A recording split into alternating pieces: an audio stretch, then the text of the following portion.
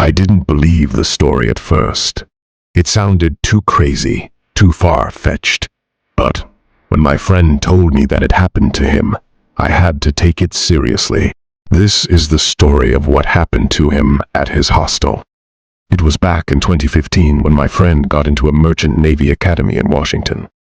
He had worked hard to get in, and his family was so proud of him. They helped him move into his hostel, setting up his room. But something felt. The room looked fine, but there was a strange, uneasy feeling in the air. His dad even mentioned they should wait for a few days and consider switching rooms. The first night went by without any issues. It was quiet. But on the second night, things started to get weird. There were 3 guys sharing the room, and my friend's bed was by the window.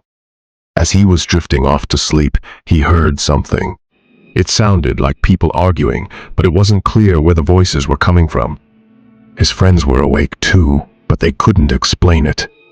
Then it happened.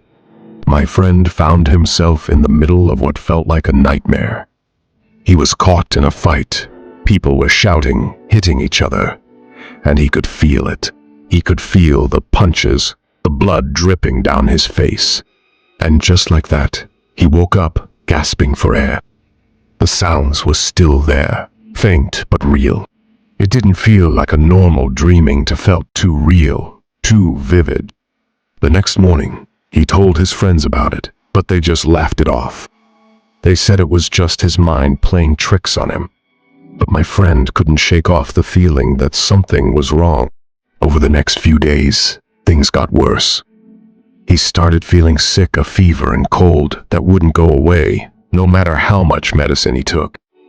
It didn't make sense because they hadn't even started their full training yet. Why was he feeling so weak? Then, on Sunday, he decided to go home for the day. His dad picked him up, and everything seemed normal at first. But on the way back, my friend suddenly started crying. He couldn't control it. He had no idea why he was crying, just came over him like a wave. When they got home, he called his mom, and even she was confused.